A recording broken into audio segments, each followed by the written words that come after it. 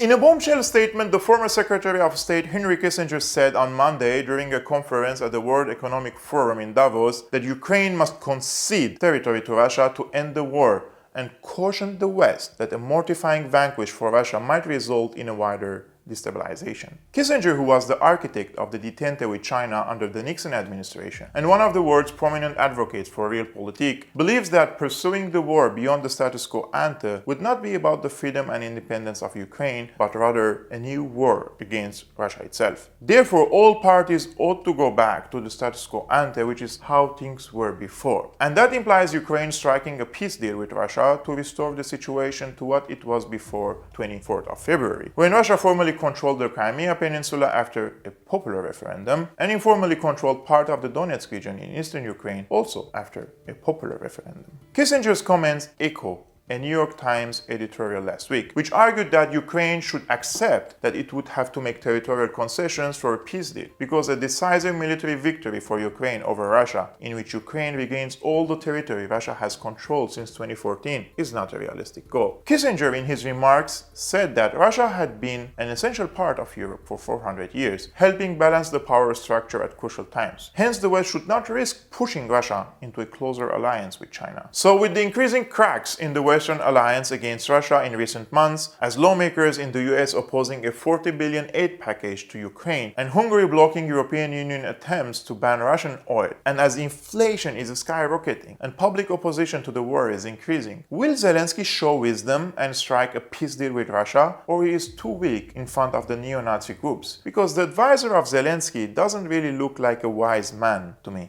Привіт! У мене є дуже маленька і коротка ремарка про війну.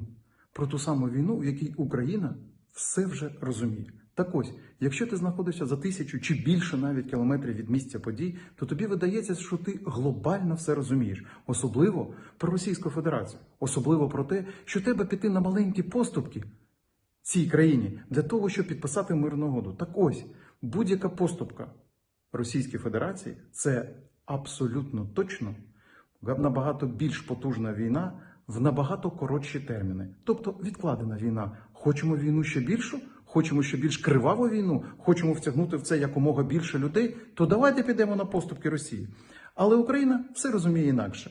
Для нас принципово ніяких поступок, для нас принципово звільнити свої території і для нас принципово відкинути Російську Федерацію в своєму розвитку туди, де вони мають знаходитись в середньовіччя. Тому стратегія України абсолютно зрозуміла. І не треба пропонувати нам нездійсненні плани, щоб зберегла свою фізіономію Російська Федерація. Ні, Україна буде вирішувати свою долю.